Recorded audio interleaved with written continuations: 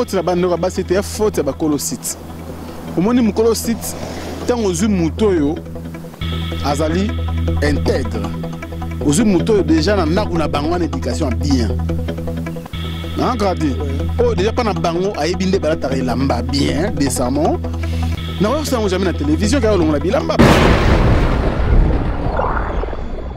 Stemai okoli biso nini départ na Congo France pe lelo oza na Afrique Info o ya yumo. Plus au travail pour na bavu plus pe carrière na yo ezo kene na rozinda autant au travail pour na bavu au ça musalo so bien te pour créer ba buzz tant on crée buzz alors au long journaliste ou comme buzzer mingi babenga biso ba journaliste internet différence ni ezalaka entre journaliste internet na journaliste à télé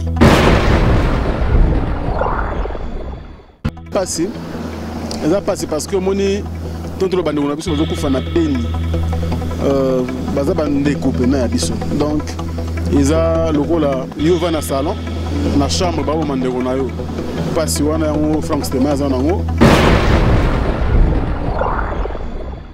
ndeko yo ba longwaka nisi bandeko bi na Afrique Info na RD Congo Info avant yo ya balongwa ki pa avanga mais o ba kolongwa après Frank Stemai bisika ba travailler ba finga ba patron na bango ti ba kanga matériel bisika ba utite parce que ça le kolo mécanicien na kingo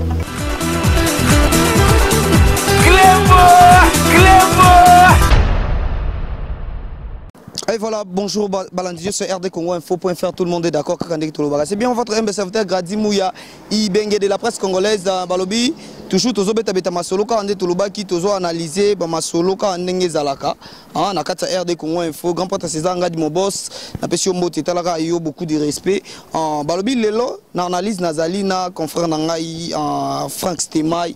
Oya sala ba kombo ba banda ba masolongo ba yebi masolongo alors lelo tozo mekamo ko beta masolo ka ndenge zalaka bobi ka ndeto mesana ko beta masolo donc lelo to beta masolo na Frank Stemai rapidement tozo sala déjà appel na Frank Stemai boni très bien, merci beaucoup Grady Mouya na opportunité pesinga merci également na venanga César Ngadi RD Congo Info.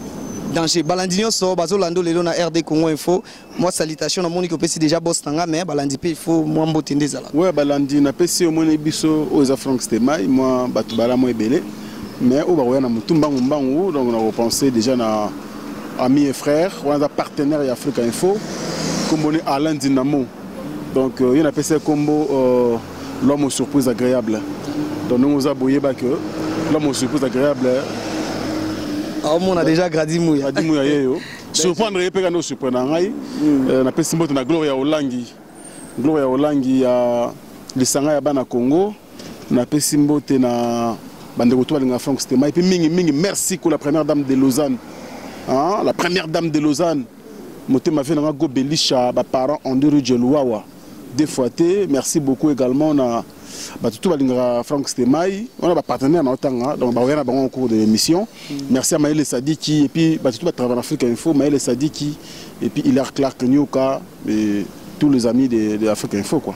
Merci beaucoup Frank Stemai, ngai vraiment na ngato beta masolo bato ba fandi ba comprendre que non to yambaki vena bato bazana bongo po likambo to zui et baxi ba en plus. Alors Frank Stemai lelo na yamboto kota na actualité ba musique na yamboto kota na actualité na yomoko lengi no to beta masolo ezo leka lelo na Congo oza mwa na Congo lelo so totali bande kuna biso bazo kufa na Beni na lingi oloba mwa liloba moko na bande kuna biso nyoso tozo kufisa na Beni eza passé parce que moni tonto le bande kuna biso bazo kufa na Beni baza bande couper na biso donc eza lokola yo va na salon na chambre ba o mande kuna yo pasi wana yango Frank Stemai za nango to senga na bakonza mboka ba renforcer sécurité de telle sorte bandeko wana bazwa mwa kimia eza parti moko ya mboka na biso eza lokola mwa lokboko tout le temps zozoka nzoto no se belaka donc bandeko nzipena ba yokela biso mawa ba renforcer sécurité pour que bandeko wana bazwa pe kimia nde biso na Kinshasa awa.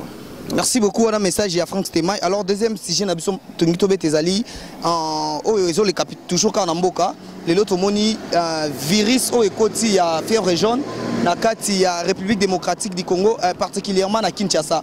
Alors tomoni déjà bandi ko pesa bato ba vaccin mais bana poto ba komo banga ko ya ba vacances pour na virus wana. Alors 2-3 mots à propos ya virus wana et côté déjà na kati ya Kinshasa bana poto lo bani ba ya bazwa kaka ba vaccin ou bien bango bazana makamna bango plus compliqué na biso wana ki. Non, moi na poto za nzoto différent ko yo te gradi moya. Oui. Moi na poto aza muntu lo la yo nde biso abatu.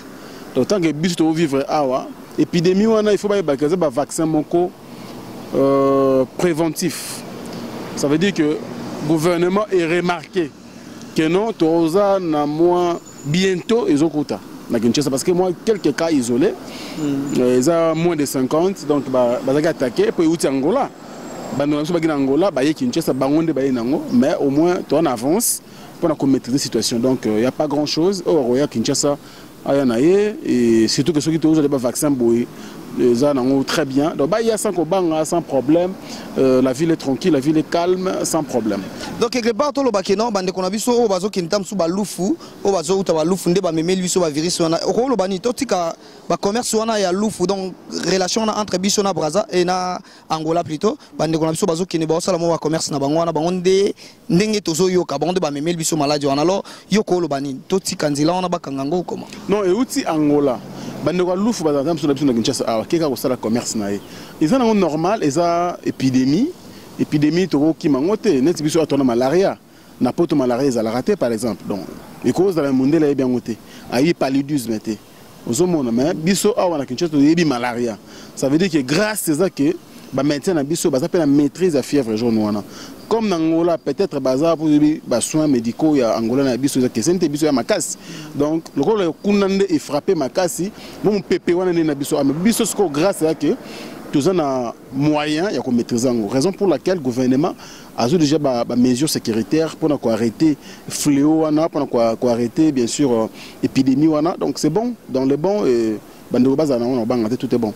Merci beaucoup wana toleki tobeka kobeta moi lisolo mboka poto la vraiment ki tozaba na mboka jamais to ko yaka to sebo makele depuis to 6e émission alors to koti siko na monde musical en fait c'était ma yoza muto panzaka sango makamnyo so itali mboka Congo alors to qu'est-ce qu'on a musique lelo to ebi ki actualité ezali toujours kaka héritier Watanabe alors héritier Watanabe déjà à promettre biso déjà le 28 tozo zo disque nayi ce qu'on otala ki non un BM déjà boakaki générique mo pe na bosani kombo générique na déjà bimaki alors côté déjà mouvement ya BM na mouvement ya générique wana ozomona liboso héritier zandengeni non c'est un artiste déjà talentueux et ça qu'il faut aza plutôt na politique mora bien ya promotion déjà to yebi héritier bandi moitié na maison mais rataté ils aura déjà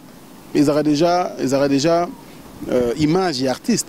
C'est-à-dire ici Kazala qui a une œuvre, un solo vocaux naïe, un bêta, et voilà. Donc ça veut dire que l'album peut aller membre ça là. Avec des grand qui est le roi de la forêt, Azoa qui maille les béliers, et à voyager naïe, basta ne album, basta naïe ba concert aminene, et le lot na orchestre naïe. Donc moi je pense qu'il a encore la maîtrise, il sait ce qu'il fait. Bon, le coup là, à savoir qui BM, on a tout bien, on les a bien, ils ont rumba. Est-ce que Kangi paie déjà? Oui, mais tu vas te poser la mine dans bandal, est-ce que vous avez BM? Si, c'est une belle chanson. Au moins déjà qu'on doit nous on a battu notre téléphone, pas jeune fille ou jeune garçon, il faut qu'on commise ensemble. Donc BM, c'est allé bien, on a téléphone de jeune, ils allaient, et puis surtout on a la terrasse, on a les sadiki awa, dans la ville awa, on vend des bouilles, musique douce.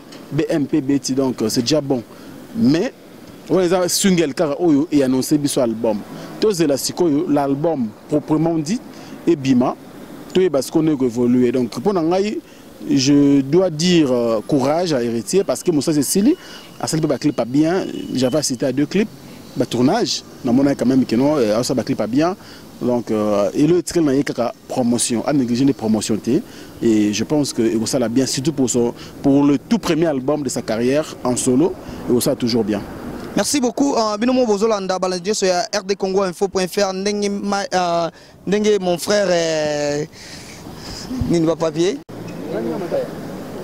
c'est bon toi qui mon frère Frank Stema a répondre à la question nyonso tozo tunaye alors tozo kende rapidement na vie au Italie Frank Stema azalaki na Congo France lelo Frank Stemai asali masolo na Imoko. Alors il faut tout taper masolo il y a Frank Stemai côté azako évoluer na Afrique Info nini masolo ezokende Frank Stemai okowe sabisoni ni départ na Congo France pe lelo ozana Afrique Info o ya Imoko.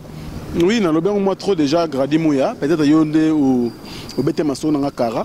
On dit merci mieux vaut tard que jamais. Oui, quand même côté masolo Afrique Info. Non, dans le bien on balébélé que nazaki pemen il y a monsieur Didi de Pumba Josué. Il was azaki patron nanga tu travailles pendant plus ou moins 2 ans. J'étais le coordonnateur, on a coordonné Makambo et qui est vraiment bien. Je crois au Congo France. C'est parce que mon a terminé à travailler ici. Et voilà, quand nous avons il faut que nous le parce que même Bible lobby, l'homme quittera. L'homme quittera. Voilà, donc je quittais. Nous Bible recommandé Bisso Banamibali. Et les lots, on a zappé moi qui coupe Africa Info. Ici, quand on va comprendre que non, et garçon, il y a rendez boy. Donc voilà, nous avons travaillé. Donc s'il faut dire quelque chose, c'est que Bandeko est Longwaka. Nous sommes en Afrique Info, en RD Congo Info, avant Yoya. Vraiment. Longwaka qui pas avant, mais après Frank Stemai, il va travailler. Il va finir le patron à Bangote. Il va faire matériel, il va utiliser. Parce que le mécanisme na Kingo. Frank Stemai, ce qui a émergé bien en Afrique Info, c'est parce que à Kabouani na Kimia, la relation a bien tissé. Ba petit nangai au bazar na Congo France parce que nga nem na recruteur na bango nga na recruteur bango au ba travail le bango tout sauf personne na za na bango toujours bien so ba coûter na benga toujours cordon toujours tilelo donc ce qui pour bazar na respect on envers nga pour nga pe na respecter bango tilelo donc déjà bitumbate ceux qui ont travaillé quelque part ta yo so longwa na bi ki oza éternellement te longwa na nenga bien respecter boss na yo lever na ces ngadi club Wanda benga Kalamé bon comme les club Wanda qui n'a pas de la nation ils ont Makambu donc tout cas bon on bien c'est comme ça donc secret il y a Frank Stemai inde yangwana cause la bien à tout le monde cause la reconnaissant voilà c'est très bien et puis cause la gentil cause la paix fidèle parce que moi en Congo France pendant 2 ans les aïka bisengote il y avait aussi des crocs en jambes, il y avait aussi des moments durs, des moments très difficiles. Mais nous surmonté en tant que nous grâce à Nzambe, Afrique Info Botami, tout le compte YouTube, quand nous avons la caméra, nous avons un site web www.africainfo.net. Donc, sur le site, ils allaient adapter à tablette, à téléphone intelligent. Vraiment, Frank Stemai déjà. Asali moi pas na vie Frank Stemai bino bato bandi moi musalo moi kala balobi tozala karaton di makampe pour bandi musalo moi kala donc nga déjà na information na ebi Frank Stemai banda na télé après au kota makamo internet alors betela biso en réalité il y a télé na internet mingi babenga biso ba journaliste internet différence ni ezala entre journaliste internet na journaliste à télé différence c'est aller parce que na internet tout est permis na internet censure elle a raté na internet on a du mal à traiter bien des informations. Par contre, la télévision, nous devons travailler dans la télévision, tu travailles dans de très bonnes conditions. Ça veut dire que il facile, ou il y a une chaîne, recycler parce qu'on a nouveau dans le marché professionnel. Recyclage. Après recyclage, au bandit qu'on travaille comme reporter. Et ça l'émission musique.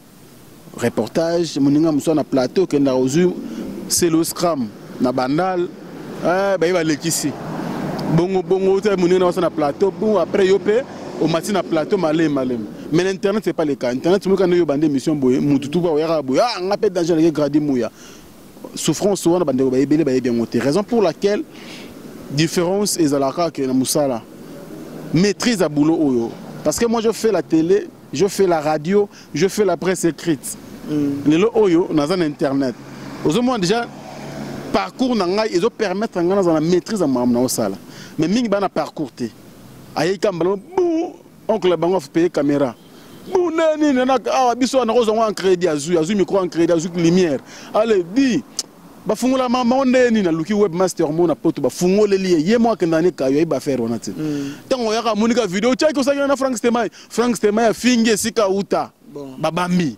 atali atate ebanda tu vois. Donc c'est ça aussi le mal bando ba kondana biso to za la gentil na bango to comprendre le souci na bango surtout bongisi na biso je crois différence on est golongwa.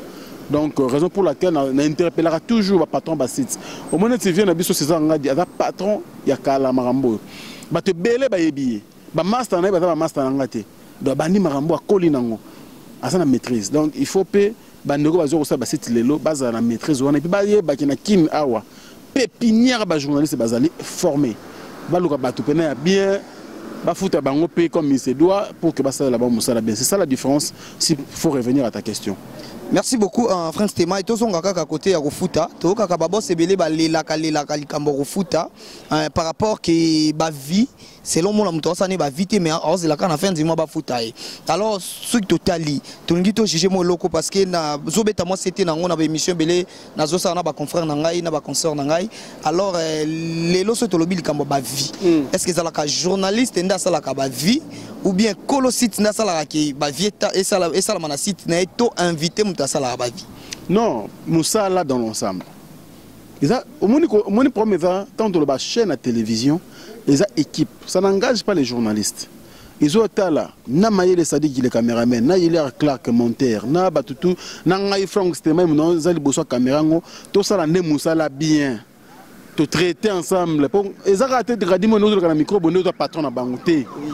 Caméraman on te kata, couper, il faut couper. Ah, 2-3 appels, moi, poto, non, c'est un travail d'équipe. Il faut tout le monde à travailler, à se mettre, et puis, laisse-moi te dire ça. YouTube, ça jamais bon YouTube a plutôt façon de est-ce que vous avez un impact, est-ce que vous avez suivi? YouTube va vivre et bien évidemment et bien permettre YouTube peut-être à faire confiance à la publicité à mon partenaire moko ya munene pe yaye pour que bokabola mbongo na ye mais ce que font pour na ba vue ya ngomoni bato ba ça n'importe quoi a me filmer na ye a fingi batu a chekara après bat batali ya ngomoni plus au travail pour na ba vue plus pe carrière na yo ezo kene na rozinda. Pourtant, on travaille pour la vie au sein de bien. On crée un buzz. Quand on crée un buzz, alors on est journaliste, on comme buzzer. Buzzer, on a à ça journaliste sauté. Donc on commence à n'importe quoi. 2-3 ans, comme on est là, pour battre on zappé. Donc le patron va site n'engoto le ba comprendre biso bangamba que non tout ça la musalo te pour te ça banka ba vue. Il faut des répétitions, voilà, réputation dans nous ya site. Ezali kolo ya on est comme batu baya ko s'abonner mangu de telle sorte poster vidéo na yo na tam sur 2 minutes après au sel pe ba vie belé maintenant on répétition la site na no mabe molungu so ba vie bien dernier c'est très difficile. Merci beaucoup, Frank Stemai, à répondre vraiment à la question d'Abisso Kitoko. Alors, question d'Abisso Moussou Cezali, Frank Stemai, c'est total, il est là. Ndeka Toutou le baké, non, bino bozu moi chance, ya autant que la musala ou na ba ifasik, Abisso ba gradi mou ya souhaité au salango, total n'Abisso ba option Moussou. Alors, tu kutan ka ande bo beta au masolo, on a mais bino bat bozu chance ya autant que lango. Ti bo mo na bande ko na biso ya basi, les le komi po mutata la ma, face à la sexy, po mutata la ma, face à la buzoba, nde outou le bako poster bloc à buzoba. Sur internet pour talama so et ça la kaunding ntango mona akino au 8 ans ebele ya obebisa mbongo pour ozwa moi maele mobwe mais à travers batumo o bazweli ngo tenté bas futele ngo lokote mais ba komo obebisa na réputation na bino bat bo futele ngo ba mbongo bozweli ngo batambele okolo banini loko eza faute na bando ba c'était faute ba kolo site omoni mukolo site tango zu mutoyo azali intègre ozu mutoyo déjà na nakuna bangwana éducation bien. Hein, gradé. Oh, déjà pas na bango a ebinde balata lamba bien décemment. Na voir ça jamais na télévision car on a bilamba ba fi ba de belé. Oh, pene balata décemment. Et puis ba suivi. Vous comprenez donc pour mettre ba colosite. Casting ni ba ça la avant qu'on recruter ba journaliste. Bon, entre guillemets journaliste. C'est ça le problème. Or ngai Nina Boy, ça fait 2 mois qu'il est en Afrique Info. Pourquoi on a battu? Je prends mon temps. C'est parce qu'il y a un robot. Je travaille seul, je souffre. Mais Naza n'a besoin de battre. Mais je prends mon temps avant de recruter. J'ai aussi des demandes. Des demandes, tout ça. Dans notre profil, la moutouine rosoa. Pour la réputation, nous avons un moko loloko. Pour le lolo, ceux qui moutouina na recruté. Aïe au fin à passer bakonza mboka. Bakangi. Barouloukanan. Mokolo loko. So na zui moutou. Avons fin à batu. Quand on photo batu, qu'on publie n'importe comment. Bakangi. N'a pas de problème. Pour nous peut-être collaborateur ou agent n'a pas ça passe. Mais le gars toujours bien. Attaque caméraman. Alors qu'il était na caméra, ça permet de filmer n'importe comment. Oui. Mais ça toujours mayele, hilaire. Que non avant que nous filmer, il faut que nous filmer. Le journaliste est libre de faire son métier, mais à la place qu'il faut. Ou que nous filmer n'importe où et n'importe qui. Il faut nous filmer. Ah, il d'abord que nous filmer. Raison pour laquelle bandeko va recruter bateau pour bangasa ndé ba view. Ya ko tambo on ata bakangi etalio. To mona ngebele ah bateau ba wangana ba journaliste na bango. O ya m'inviter finya comme ba parquet boy bu muto mo luka.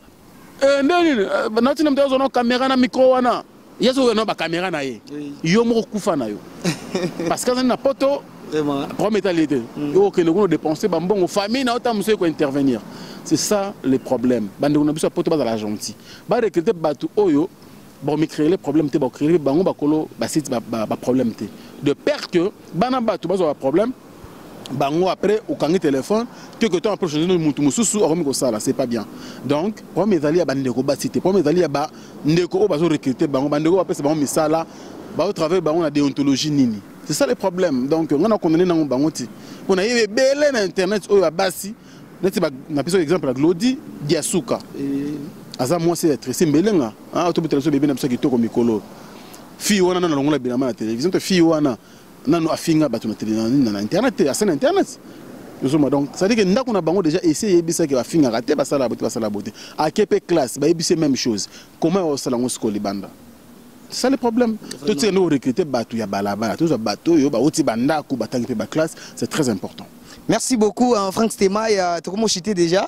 Tu as atteint belleté, tu as vraiment atteint belleté dans le Lukande, tu as l'essentiel. Alors, Franck Stemay, et Namo Nakamingi, Wanezali, Ngaya, dans le Wanezali, Ngaïne, Namo Nakayango. Les lots journalistes et belé, autobenga journalistes internet. Bakuma na barando omona wa leki ya fingi wa lobinga kombo na ngaboye ngana sala boye. Mais Franck Stemay ngai personnellement ngai banda na ebi Franck Stemay total na rapé hein banda na ndota Franck Stemay na mona te que Franck Stemay osali émission mobimba pour na kaka ko finga muninga no journaliste pour sala ki boye pour ya lobi aza boye pour uta ki boye tout ça. Franck Stemay secret na yo ezalaka nini ya garder toujours crédibilité na yo.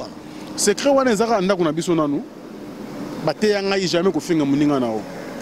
Parce que tant que finga ne pense pas que yo za lokumu bazo monde mal éduqué. Ozo fingi na ba parents batu ba vanda banda kuna bango ba ye makambo yo zo salate. Deuxièmement, éducation na zui na ba famille na classe. To aussi na maternelle, école primaire, secondaire, humanité, université, papa. Nous sommes maternelle, nous sommes yo et quantité. Faut andoki. Donc, ezaka ke ba sala bongo neta mususu ba uti na banda ko moko peut-être. Ba teki bango bien te, ba classe tam so ba kenda kité, ya mo mbarama se retrouver journaliste. Donc, ce qu'on a dit, on a une éducation bien. Et puis, je suis conscient de ce que je fais. Je lobby, je suis papa. Lobby, je suis ma belle famille. Lobby, je suis lobby, lobby, lobby, je suis la télévision qui est donc, nous sommes des secrets où ils pour sinon lobby va rattraper. Vraiment. Donc, comme je disais, c'est une question de Souka. Pour toi, je une émission à Bissue à Lélo. Franck Stemay, quand est-ce qu'on peut appeler quelqu'un journaliste? Quand est-ce qu'on peut appeler quelqu'un chroniqueur ou animateur ou animatrice? Vous savez, nous avons de grands frères ou des aînés dans ce métier comme des académies de Babassou. Il n'a jamais fait du FASIC. C'est un historien, mais il est journaliste professionnel. Ça veut dire que qui est journaliste, c'est celui qui fait, qui d'abord Il y a 3 biloko dans la classe. Celui qui va chercher d'abord l'information, ensuite qui vient traiter, et après c'est lui qui diffuse. Oh, il y a une information de place de télémi, pour diffuser un journaliste. Il faut traiter avant de diffuser. C'est ça, c'est lui qu'on appelle un bon journaliste. Donc, il faut qu'il fasse il faut qu'il ait il faut qu'il ait isti, il faut qu'il ait formation. Non, tu peux faire autre chose. Blaise Ouanga, attends, ISC, Jacqueline Nala, attends, UPN. Donc, basé belé. Mais, du fait qu'il a respecté la déontologie, tout le monde peut être journaliste. Tout le monde. Attends, chauffeur, attends, journaliste. Parce que, nous avons un exemple, tout ce qui chauffeur a mon filmé sur le téléphone, a commis sur Facebook, accident sur le boulevard de 30 juin, à 15 h. Pas avec une information. Mais peut-être la règle est un journalisme, n'est respecté. Donc il n'est pas un bon journaliste. Il n'est pas journaliste. On comprend la différence? Donc, un bon journaliste, c'est lui qui respecte d'abord les règles journalistiques et la déontologie journalistique. Et ensuite avoir aussi l'éthique. Parce que l'éthique, c'est un comportement. On est bien habillé, propre, on est bien. Éthique et rentre bien dans l'éthique journalistique. Donc, finir déjà, ce n'est pas un bon journaliste. N'importe comment, avec journaliste. C'est ça la différence. Merci beaucoup Franck Stéma, tu as commis déjà na souka et émission na biso dans na boy vraiment toujours moi tembelé mais kaka ndenge tolobaka biso vraiment libanga nde mobulu donc libanga so ezangi mobulu na yebi ke yo pe ko zanga te ata 2-3 personnes yebi déjà obambaki bango ne bandeli mais to clôturer pe na bango ka ndenge zalaka. Voilà na bandana. Merci beaucoup d'abord na Yomoko, Gradi Mouya. Courage pour ton travail. Merci. Tu sais, il n'y a pas de succès sans sacrifice. Oh, vraiment. Sacrifie-toi. Zala peme na vie na yo. Ndenge ka peto chance boye. Mingi pe ba luka ngota mususu. Vraiment. Ba zuiti. Comment on rien te. Anata mana maman il vient na mikilo le bambala te. C'est d'abord ta vie. Ouais. Tu comprends le conseil na personne. Oui. C'est d'abord toi. Au sala ngote po vient na personne ba million. Mosala ngo po yo po kembisa boulot. Lobby et commission pe mutu respectable dans la société. Donc zala a on a RD Congo Info et ko sala nga plaisir. Na bani na yo na pesi na vie na César Ngadi Mbote na pesi Mbote na Gracia Kwanza ya za député la très jolie fille na Paris so moni au baraka lote yenda kitoko Gracia Kwanza député na pesi Mbote Maël Sadiki mtayebisa na pesi Mbote ko bossa nete.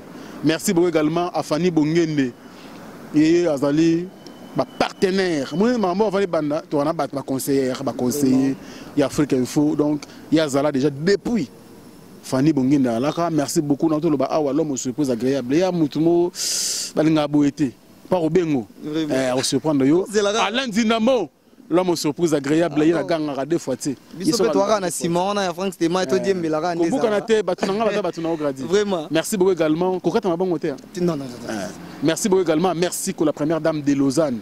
La première dame de Lausanne. Totalité maman na biso wana dame maman mais allez une fille belle faut sentir. Mère patronne. Moté ma vie na go belisha grand prêtre. Yakaba toujours elo wa Kombo. Ndepena za atam sufie go belisha na kati na ngai boyeba te. Grand prêtre. Moté ma ya ve na ba parent Andiri Jeluawa. Un enfant pas comme les autres. Merci beaucoup également à celui qu'on appelle bien sûr Dadi Diela.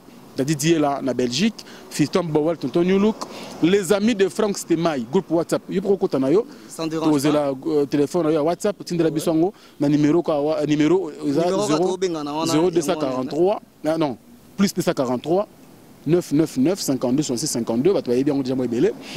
Au côté na groupe WhatsApp ya Franck Stémaï. Qu'on a tout sur la business et puis mingi pe bazu ba vika na groupe WhatsApp wana. Donc il y a toujours possibilité de faire beaucoup de choses. Merci beaucoup également à mon vieux Gauthier Mascotte, le boss idéal.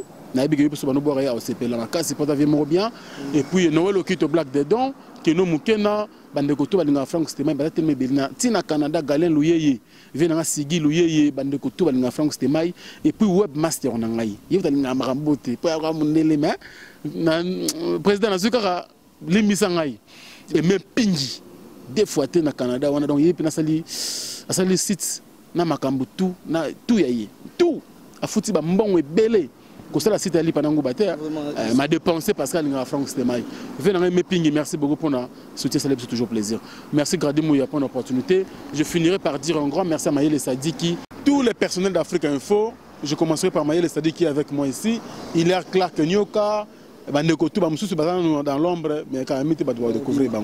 Merci beaucoup Franck Stemai. Balobi wana tozalaki na Franck Stemai et Otobetina vraiment masolo pour comprendre que bozu moi quelque chose il y a bien au bozu na mokola lelo. C'est bien moi votre humble serviteur Grady Mouya Ibenge de la presse congolaise tozarna toujours to ça la bino musala ya bien to lobi toza ban na misala na bisno. Wana na moni mala moko mame milinde mbana Londres to tozane moi ba 2 jours mais ici à Zongi Londres yo vraiment maman na robo sana ote Franck Stemai pas pour ça maman milinde maman likelemba vraiment maman likelemba maman ngai motema ya vie na ngai woni nzemba yembela vie wana tous pepele ya mbetolo de yo brando na yebisaki vie ke na fanatique na yo zongela makambo yo na mona sale mission ya Deborah Fula na Londres wana ubimisi dans tout cas bima na silence aux artistes munene ngai Franck Stemai so linto coopérer pour na management ofele na osalango parce que ça c'est un grand artiste ayemba ve na ngai tous pepele ya mbetolo motema maman Emilie Nzemba maman Likelemba pour ba faire ce Franck Stemai à côté comme un danger.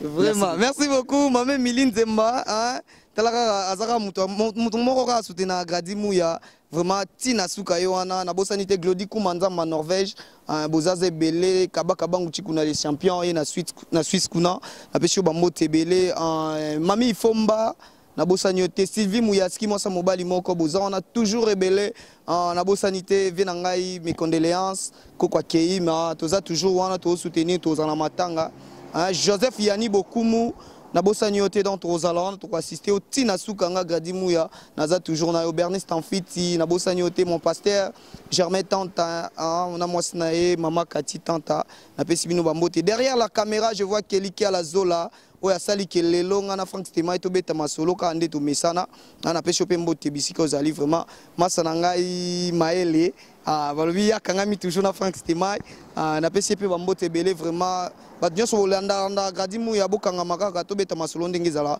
ngana tokutani à la prochaine merci beaucoup.